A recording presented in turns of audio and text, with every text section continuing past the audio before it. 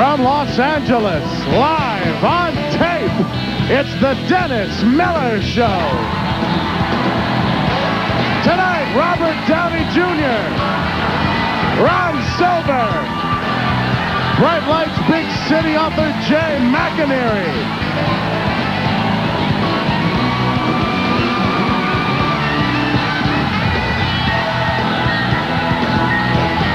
And now, it's him.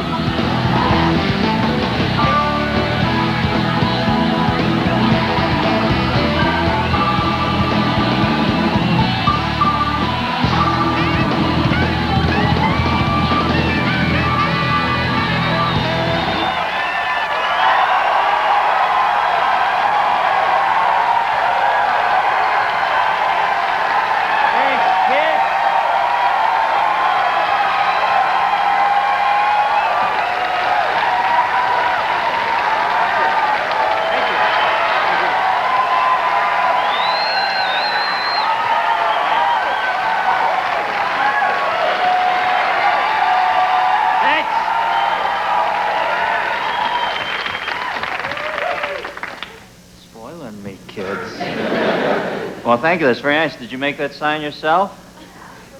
Wow. How many milliseconds of work went into that? Oh, you went to 3 crayons. I know you. I know you love me. Hey, Nicky, Dennis, how you doing? Good. Very casual tonight. Yeah, man, I'm getting sick. You know, I've been playing this tie, double-breasted suit. I look like, you know, me? Elliot Ness with hemorrhoids. So I always come out. I look like those little gangsters that used to go after Bugs Bunny with the real V-cut and the big hats, you know. So I'm going, it's a looser, funkier Shamu at SeaWorld this year. I like it. Now, what'd you do this weekend, my friend? You know what? I watched the Guns N' Roses pay-per-view. Oh, he went off on Pop He went Spady. off on, yeah, it was amazing. There, he gets up there, he's got millions of people watching, and he comes out with a cigarette and a little, like, aqua filter cigarette holder, and you know he's up to something, and he goes, you know, man, there's this old man who's leeching off the youth, and he's just sucking their energy, and I'm thinking, oh, he's taking the opportunity here to do it. It's going to be Bush, it's going to be, and he says, it's Warren Beatty. I figure he must have hit on his girlfriend. I think Stephanie Seymour told Axl that Warren was better in bed. Oh, there you go. That's my theory. I think that's what it came down to. Yeah, I think he was cranky. hitting on it. Speaking of good in bed, Goldie. Exactly. Mr. Excitement. Okay, you know what I did? I went to this picnic for pediatric age yesterday up at the Robert Taylor Ranch. Right. And out of all the people I was going to see there, I wanted to see Meryl Streep. Because, you know, to me, it's like Brando on the male side, Meryl Streep on the female side. I'm thinking, okay, she's going to be here. I'm going to see her, say something to her, pull up to the parking lot, get in the minivan, Right. go up to the thing. She's sitting in the minivan. Whoa. And I couldn't pull the trigger. I just did. You kept quiet? Yeah, I was going to say, Meryl, I like your films. And I said, I just can't be. Oh, I respect her too much. So I didn't say a thing. But it was so cool to see her in a minivan. Was it like a... You just don't think these people are in minivans. Well, it's like the scene from, what's the Albert Brooks movie she did? Defending Your Life. When they were in the little jitney on the way to heaven. Right. Did you feel it was just like that. She had the same white robe on. Okay, let's get to the news. In a benefit to rebuild L.A., a 1,000-member choir recorded a song, Stand and Be Proud, it's called. On Saturday, singers included Tom Bradley, Peter Uberoth, and Daryl Gates was scheduled to conduct the choir, but nobody trusted him with a baton in his hand, so they really had to find somebody else. Gates...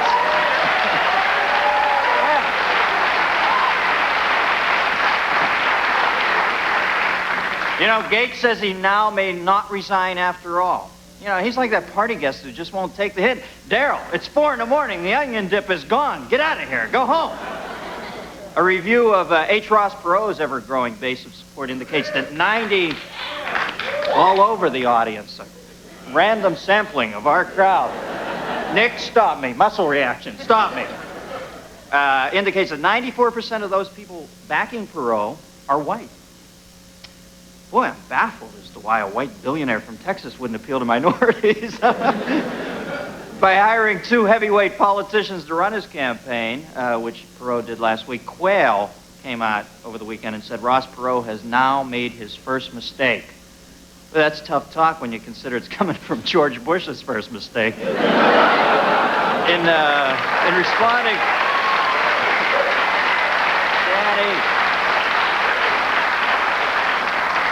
In responding to Perot's strength in the recent election polls, President Bush said, quote, "I do better when I'm coming from behind."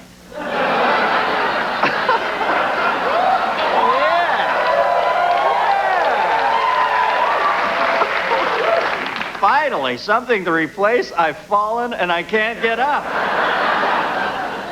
At the Earth Summit, the United States has come under attack, you see this, for its refusal to sign a treaty that will protect plant and animal life. Bush said he'd sign the treaty only if one minor correction was made, if they changed the very last word in the treaty to not. You know, if Bush doesn't believe in biodiversity, how's he explain his running mate? Senator Jesse Helms underwent a heart operation last week. You talk about exploratory surgery. And in other surgery news, Pat Buchanan underwent surgery to replace a defective heart valve, a condition caused by his rheumatoid arthritis. Doctors say Buchanan's arthritis was caused by a lifetime of tenaciously clinging to outdated far-right opinions. African killer bees in the United States have begun traveling north. Scientists claim it's because of the new reduced airline rates. And were there more honey? It's my bee impression.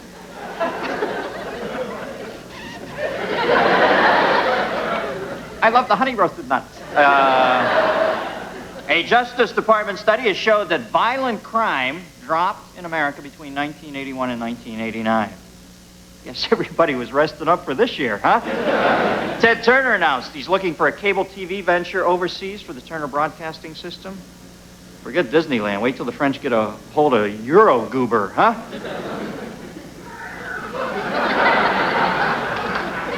It's the George Lindsay joke curse. Every time I go for a Goober reference, I screw the joke. And finally, can't believe this, a new book alleges that Princess Diana has tried to kill herself on numerous occasions because...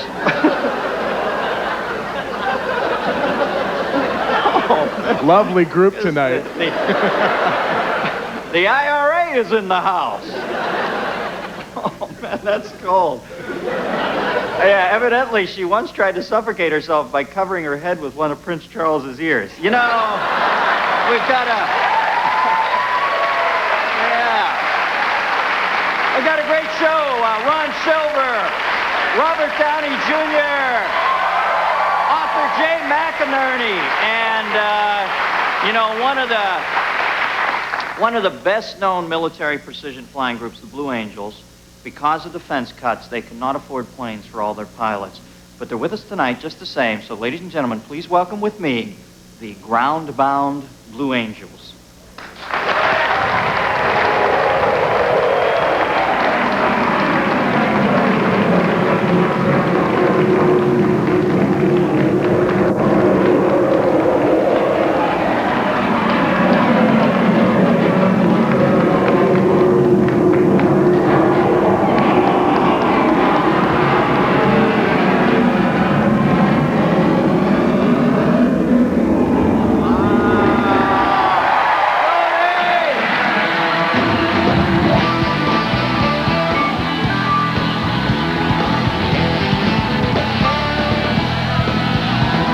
The Dennis Miller Show is brought to you by Bud Dry. Dry brewed so it drinks light, yet satisfies completely.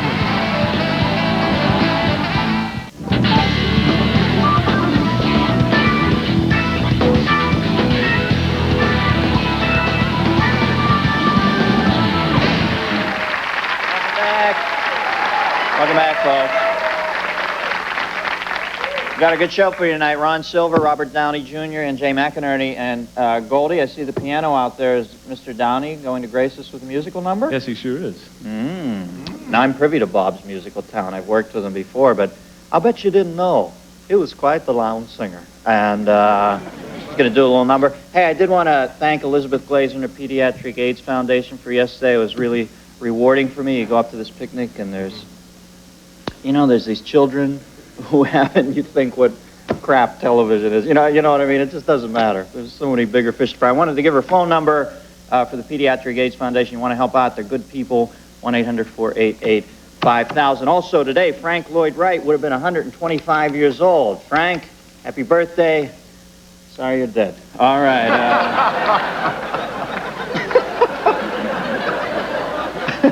That's all you can say. Right to the point. All right. One of the pleasures of doing a nightly show is the opportunity to present to America, Nick's here, by the way, the bountiful harvest that is known as Miller's Unfamiliar Quotations. Remember, the first quote is familiar, one from Bartlett's, and the second is the less familiar Miller quote. Nicky, start your engines. Genius is 1% inspiration and 99% perspiration. Thomas Edison. Being an idiot is no sweat. Dan Quayle.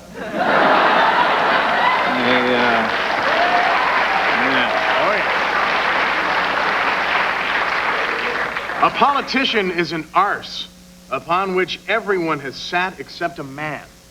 E.E. Cummings. Mr. Cummings, your request for a grant has been denied. Jesse Helms. Carthage must be destroyed. Cato. Look out, Green Hornet. Cato.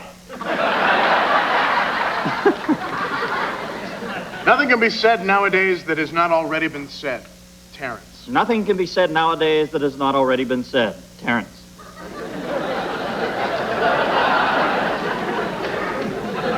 Slowly. A think piece for the audience. Time release capsule.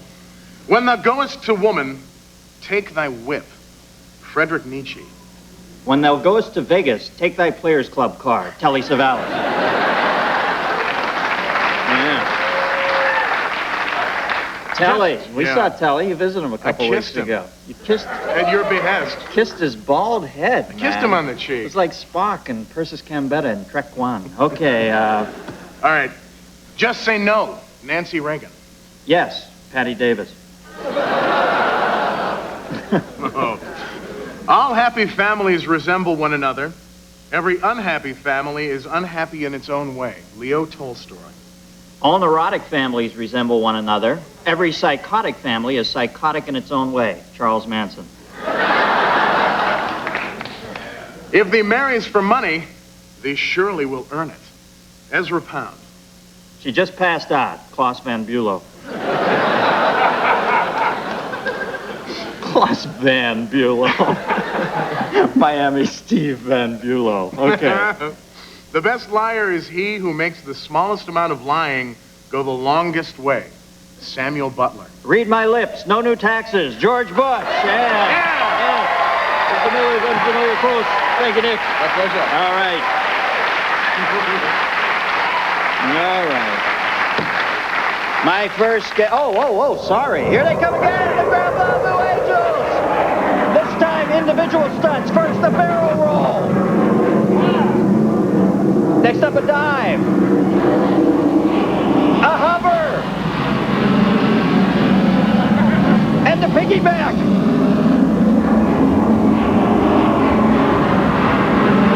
Oh, yeah. Strong, huh? Poetry in motion.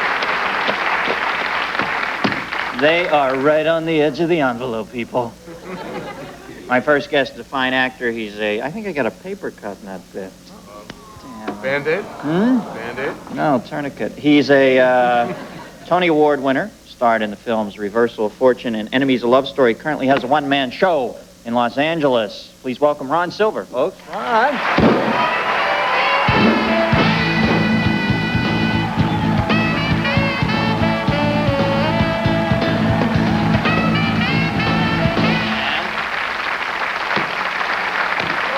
How are you, buddy? Oh, I love air shows. Yeah. I've never been to an air It's show exciting, before. huh? That was You never very know exciting. when danger can lurk.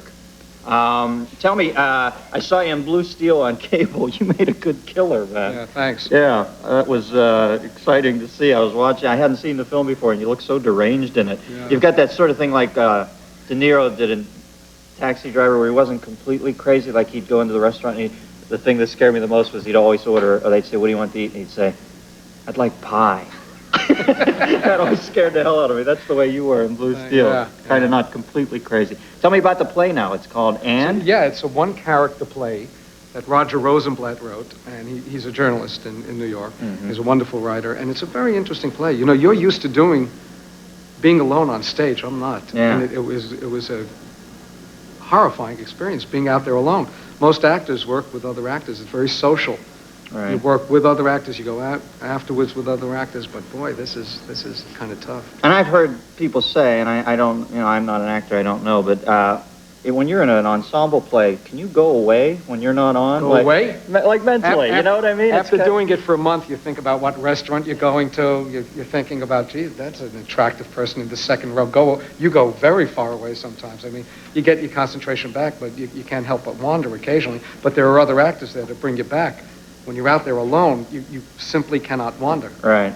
But you know, when you do wander, I've been on stage where my mind's went away and I'm doing stand-up comedy, and then you blow it, and like every alarm in your head goes off. Like, I don't even know where I'm at in the act, but I think I just said something really bad, and you got to pull it back, you know, and you get really scared, and then you pay close attention for the next couple of weeks because it's like almost choking. You chew Jell-O real hard after that.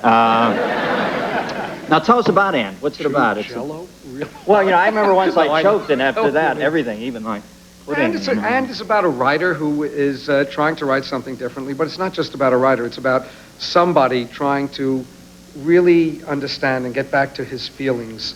And he's a kind of intellectual fellow, so the only way he knows how to do it is through his mind, and the only tools available to him are words. So you're watching a mind actively engaged with itself, and it's really about everybody. It's about why people have all these dreams as a child, and for one reason or another, they never even get close sometimes to fulfilling the dreams. They never even make the effort. Why don't we make the effort?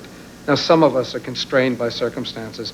We don't have money, we have to support people, but sometimes that's not the case. What do you think it comes down to? Fear, obviously, it's right? It's fear. It's absolute fear about making the effort, and this is what this guy is trying to confront, the fear about actually making that leap and making the effort. And it's a fascinating piece. The writing is beautiful. Did you ever read Courage to Create?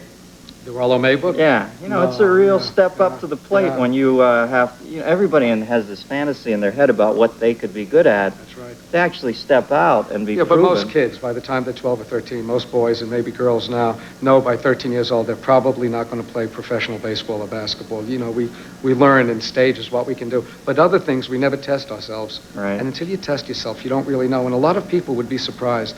And it's very unpredictable. They can do what they want to do if they make the effort. Yeah. And, you know, for the actor, it's very interesting because through a very imaginary and contrived circumstance, we're trying to arrive at some sort of transcendent truth. Right. So we're lying. We're using a fiction to get at a deeper truth. And we're distorting the truth to arrive at a different truth. And it's a very, very interesting process, but it's a very smart, moving, engaging hour and a half. Yeah. Oh, I had friends see it Friday night. They said it was riveting. Sort of like My Dinner with Me, just you alone. Yeah, that was it. It's an arrogant enterprise, isn't it? Hi, come in. I'm going to entertain you for an hour and a half. Yeah, but you know, there's something cathartic for the crowd about that arrogance. I think people like to see people just step and go, watch me for an hour and a half and take it off your shoulders. We'll be right back with Ron Silver right after this, folks.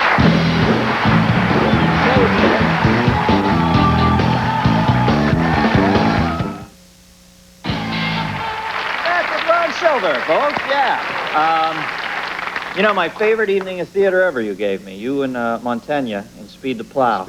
I felt, you know, I hang around, naturally, my manager's office once in a while, Bernie Brillstein, and you see those phone calls going on like that, but you guys had that nailed so much. Did you get a lot of industry people come in there? Yeah, what was very interesting about it was a fairly unflattering portrayal of a producer, and so many producers came back, and they were coming backstage, and they were so flattered they thought it was based on them, and it was almost the amorality of fame. It doesn't matter as long as you're up there. Isn't that great? Yeah. Well, look what we said about you. Look how you were portrayed. Nah, it doesn't matter. Look, it was great. Look, that was me on stage. It was the action. They dig the action, and the action was conveyed so accurately in there. Now, when we had Dershowitz on here, Alan? And he certainly does sort of leap out at you. He does have chutzpah. When you played him in Reversal of Fortune, do you residually accrue chutzpah just by being Dershowitz? Did you feel just like that? Just by being in the environment? Yeah. Did you take that on? He's a very for forceful guy. He cares deeply about many things, and he takes action, and he does what he can. Yeah. But you know, the interesting line to me in there, and I don't know if I remember it accurately, but isn't there some point in the movie where Dershowitz says that he would defend Hitler if he had to or something? Yeah, I think that was a little hyperbolic on his part. Alan does have his limits, and I think that might be it. Yeah. Now, politically, I know you formed a coalition, or you're a bit of a political activist. Group, Explain that to us. What is it? Well, there's a group of us in the arts and entertainment community that felt collectively that if we formed an organization that we might have some impact, we might be able to dramatize the situation, make some noise, galvanize public will, bring it to the attention of the public, because we have access to the media. We have a forum for the dissemination of ideas. So we thought if we got together and we became informed, we might be able to use it responsibly to help break a logjam. Well, that's the first step, certainly, because you see so many people who speak publicly and you feel that they're ill-informed. I mean, I don't mind listening to famous people. They have a right to their opinion as much as anybody, obviously, in this country. But some of them, you think they just don't have a clue about what they're pitching. Nobody should listen to anybody because they're famous. But if somebody has the opportunity, like I have, to come on TV or you do articles for newspapers and you want to talk about something, you should just be a little responsible and say, okay, I'd like to get informed about it. And, a lot of things can happen in this country if people get pissed. Because that's what changes the climate. It's people getting upset about something and feeling they can do something about it. There's a tremendous sense of malaise and apathy in this country, which you know. And it's just enough people getting aggravated about the right thing and making enough noise that really moves things off the dime, because most of the people in Washington really like a state of paralysis. They'd rather not have to make decisions. Well, don't you sense we're at that moment precisely now? It's a very exciting year. What are your feelings on Perot? I don't know if your group is liberal or conservative. No, the group is nonpartisan. We're an educational group. What's your take on this little man from Texas? From Perot? I'm a Clinton man. I'm very supportive of Clinton. I think he's been around for 12 years making life and death decisions for 2.5 million people in his state and doing very well educationally and this and that. He's not afraid to make decisions. Perot, I don't know enough about him. I'm a little skeptical about Perot. There seems to be a conspiratorial bent to his thinking, somewhat paramilitary.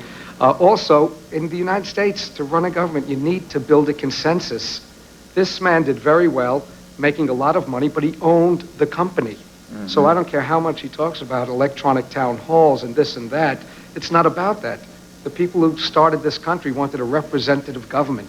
They did not want the people deciding every minute what should be done, because a lot of emotion can come into that. You want people to reflect on it. So I'm a little skeptical about this, and I don't think a businessman is necessarily the best training to run a government. I think they're very, very different enterprises.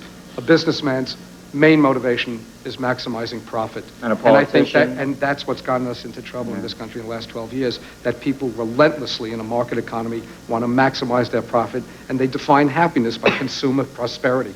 So no businessman for you. You'd want a sax player. No. Yeah. Oh, yeah. With shades. All right. Rod Silver, the play is and. Where's it at, Ronnie? At the Hollywood Playhouse. Hollywood Playhouse. We'll be right back with Robert Downey right after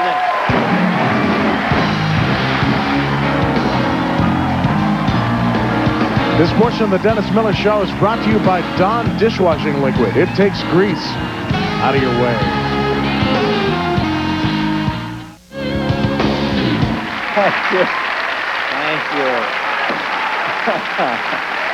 Thank you. Thank you for that Oh, man. Live from the Skinner box. You know, Playboy magazine called my next guest Hollywood's most self-propelled young actor. That witty Playboy. We call him talented and a good friend of ours. Please welcome Robert Downey Jr. Robert!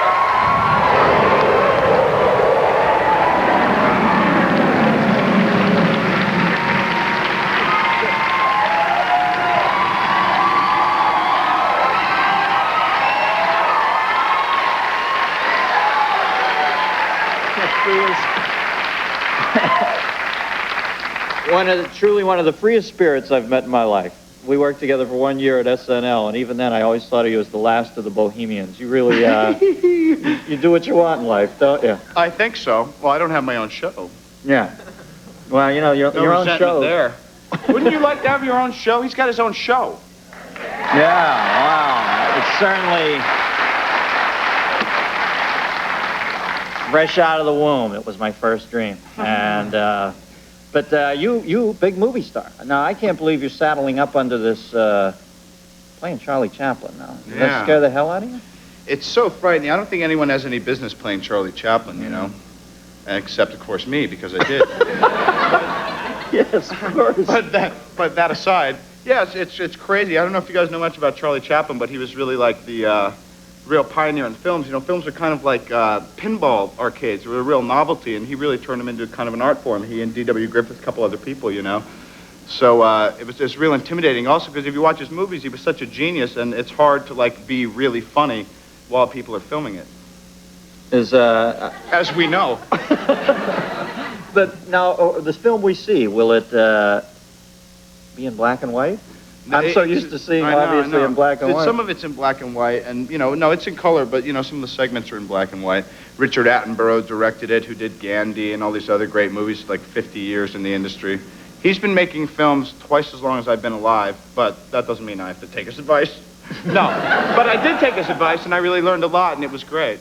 Well, you know, he was an actor himself, Attenborough. Did you ever see he was in The Great Escape? He was in The Great Escape. He did a lot of good stuff.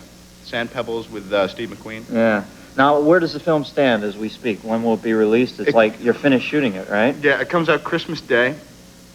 And I hope everyone goes to see it, because I hope that everyone goes to see the film, not just because I have points and I'll get some of the money, but also because I hope you'll go see Charlie Chaplin movies afterwards, because they're great. They're really entertaining and they're fun, and, you know, he was a real artist, you know? Like me!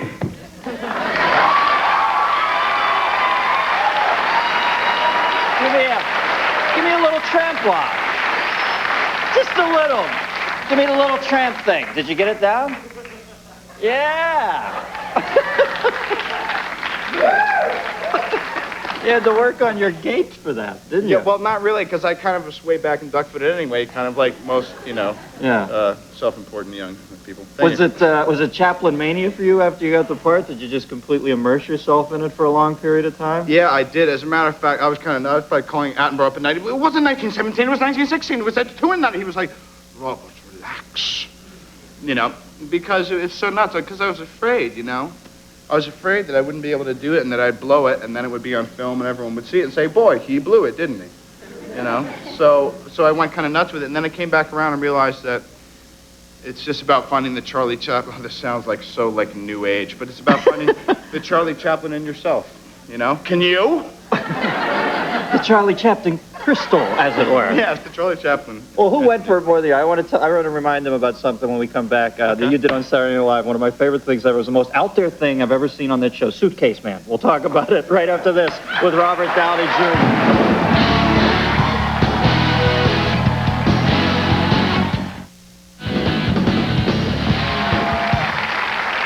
All right, Suitcase Man, Robert Downey. Definitely the most liberating thing I've ever seen on Saturday Night Live. Downey came out one night and they put him in a suitcase. Zipped up around my neck, Except for his head. And you delivered some sort of weird poem. I delivered about 900 non sequiturs, which if I went into right now would probably not work for you either. But the amazing commitment eventually won the audience over. I remember first I was standing backstage watching, going, Downey is just so gone. And then, like, after on 10 of them, they started wearing down, going, this kid's in a suitcase. I can't believe this. And then after on 20 of them, everybody got caught up in the silliness of it, and they started laughing their asses off. Yeah, I think that's true nowadays, going into the year 2000. We need to get a little sillier, you know, a little smarter, a little sillier, and a little more into going to my movies twice. Yeah. Now, we've got a couple of your friends in the crowd. What's going on up there? You guys have a project. Yeah. Tell us about this. Well, it's kind of interesting. Let's say, the last elections, I voted for Dukakis, right? And I went and campaigned for him. But I didn't necessarily know that he was a better candidate. I was just kind of jumping on the left-wing liberal thing. You know, I thought he would. I thought he'd be less likely to tell lies or whatever, but I didn't know. So now Elliot Kastner and my friends are right there, Josh Richmond and Donovan Leach. There they are. Hey, boys. Which one's Donovan? Donovan's the other handsome one on the right. There he is. They're busy studying right now because we're going to do a film about the presidential election this year. You can cut back to me. I'm the movie star. Thank you. We'll discuss it later, guys. And so what we want to do is we want to these guys, Donovan and Josh had an idea they went to Elliot with, saying, why don't we go and talk to the candidates about really important stuff, not what the whole press blanket comes out of what they want to tell us, but what we want to know about them. What are they afraid of? What do they need to work on in themselves to be able to be candidates that we can trust, Now, do you think they're candidates? They're not candidates. We need their support. Do you think they'll talk to you? I think that if they don't talk to me, they're going to know that this film is coming out before the election and that they will be documented as the one who didn't want to talk. So I have a feeling, and this is not trying to blow the covers off them, this is saying, listen, why don't you take off your tie, and not just take it off because someone told you to take off your tie when you go to this part of town or whatever, or do whatever you want, and tell us who you are, because we want to know who you are. We're not interested in what you're showing us, we're interested in what you're really about. But you have to remember, the business of the presidency is often the business of deception, and those are clip-on ties, and I don't think they're going to show you that. These guys are into covering their bases, so I hope they talk to you. I hope they do, because I'm not going in trying to pull a scam or do anything. I'm uninformed. I'm a 27-year-old guy in a big tax bracket, So it doesn't matter to me what president's going to make my taxes better. I have a lot of money right now. That's true, but whichever one, I don't care if I wind up making half as much money, if things are going to be better, because it's from what people are telling me, this is the worst shape this country's ever been in, And it's I hope things can change, Yeah. All right. Well, we look forward to the film.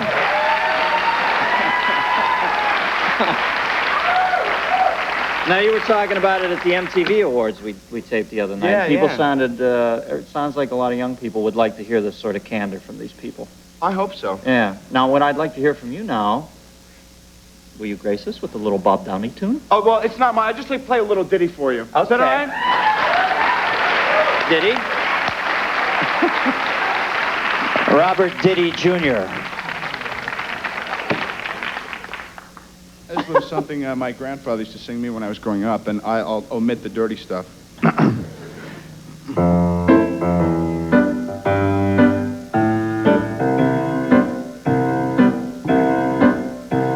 For 40 days and 40 nights, we sailed the blue Atlantic. La la la, la la la la. We spotted upon the shore, the crew was in a panic. Here's where it gets dirty. The captain on the first mast floor, his huff was like a flagpole. He grabbed the first mate by the neck and shoved it up his ha-ha-ha.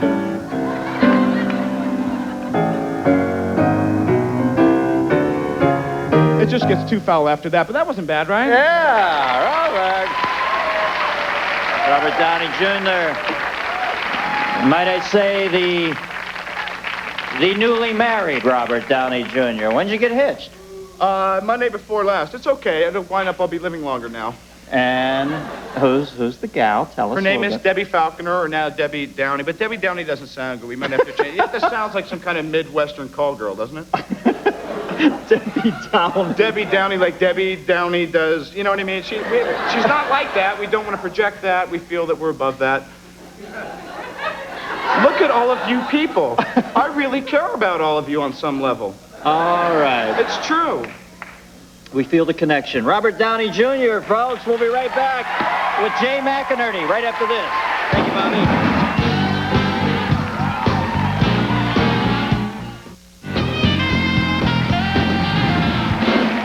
Welcome back, folks.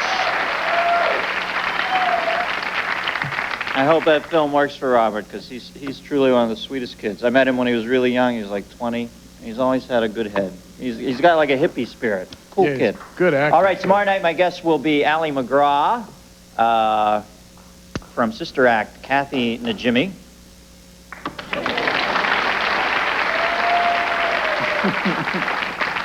The Najimiettes are in the crowd, and now I don't know who this is. The Juice Man, Jay Kordich. Everybody talks about this. What is? He's a king of late-night infomercials. Huh? He's one of the kings of late-night infomercials. Oh, and he does a juicer machine. Yeah, big time. Oh, I thought it was like O.J. Simpson or something. All right.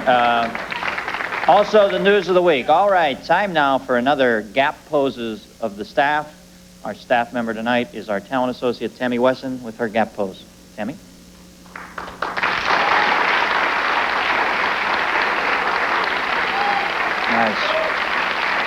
Nice work. Now, is that Gappian? I don't remember there being prompts in Gap poses, am I? Oh, that's a good question. I run by the ads so quickly when I see them that I wouldn't know. Yeah, I can't tell if there's a Gap pose or not. All right. My next Hey, everybody.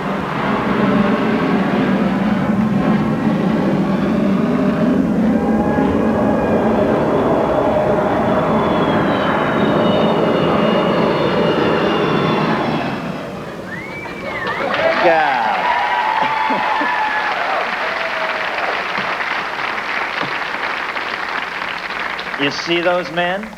You know where they're going? In harm's way. My next guest's first novel, Bright Lights, Big City, is considered by many to be the definitive book of the 80s. His latest book, this would be it, Brightness Falls, has just been published. Please welcome Jay McInerney, folks.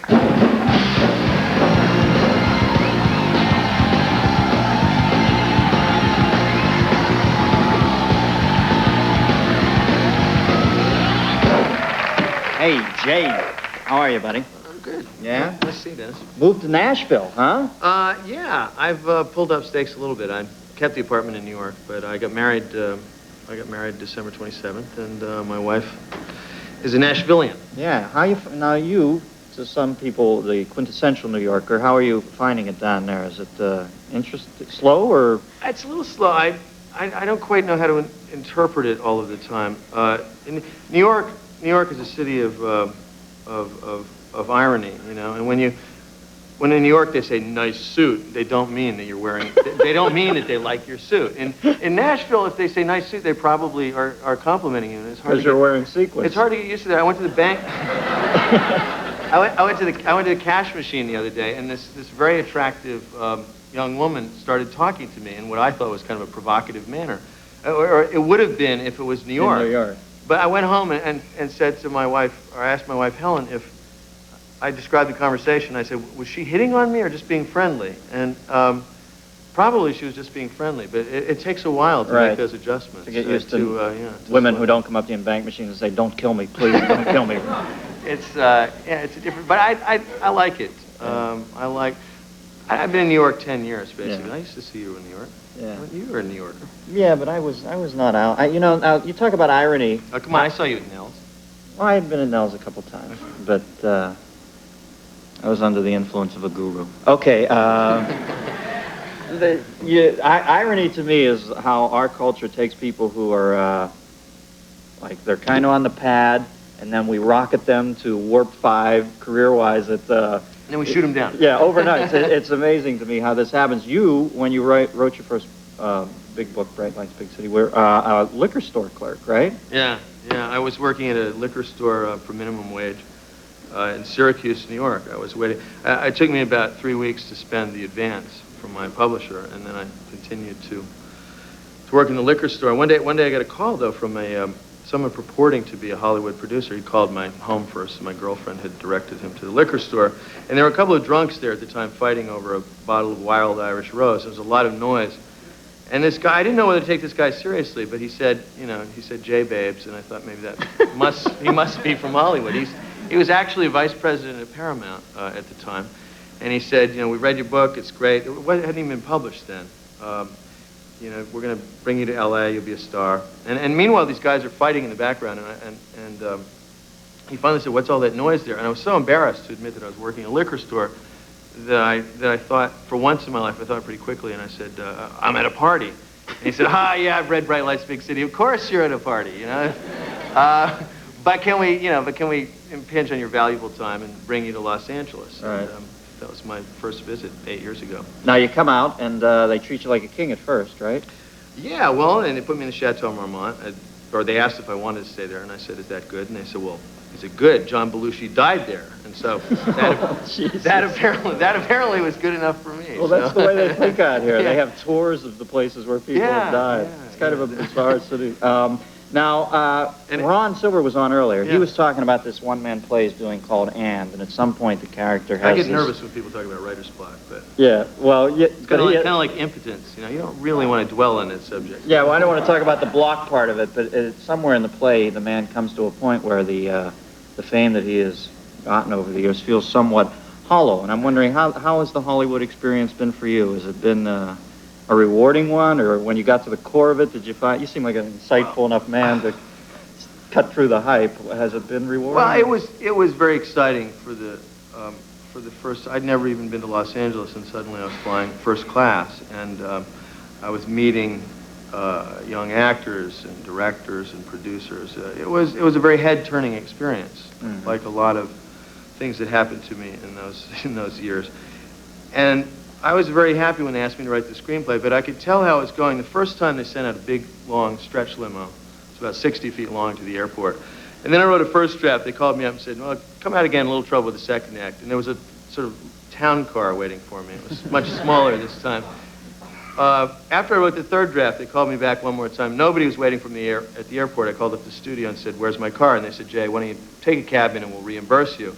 And that was pretty much how it went. I didn't hear from them then. Fourth time in, they for another 2 years. Parachute. They didn't call me for 2.5 years, and finally I started hearing from my friends that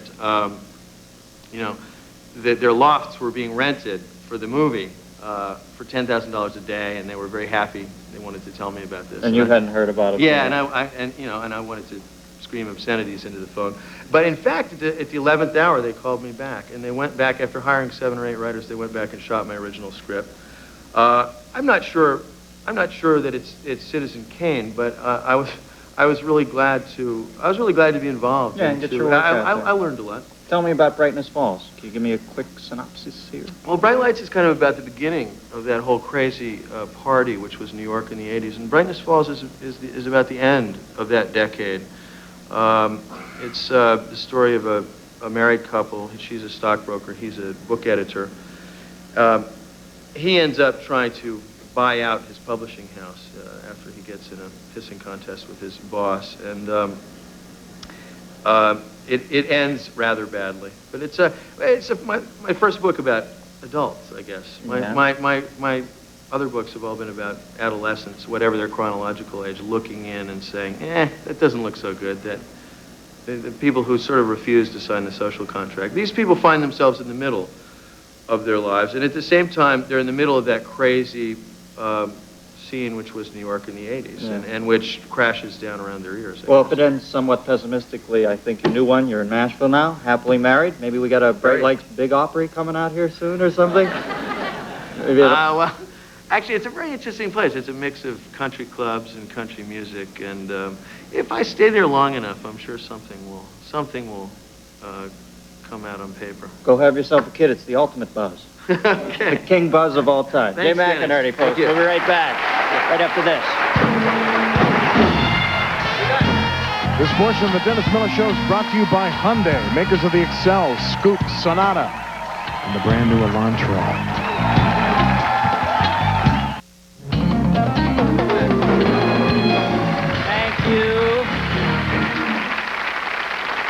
Thank you.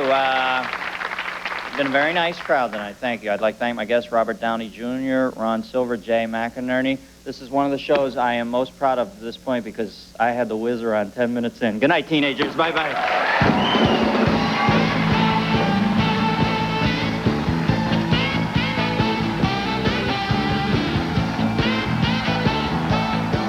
When in Los Angeles, guests of the Dennis Miller Show stay at the St. James Club and Hotel.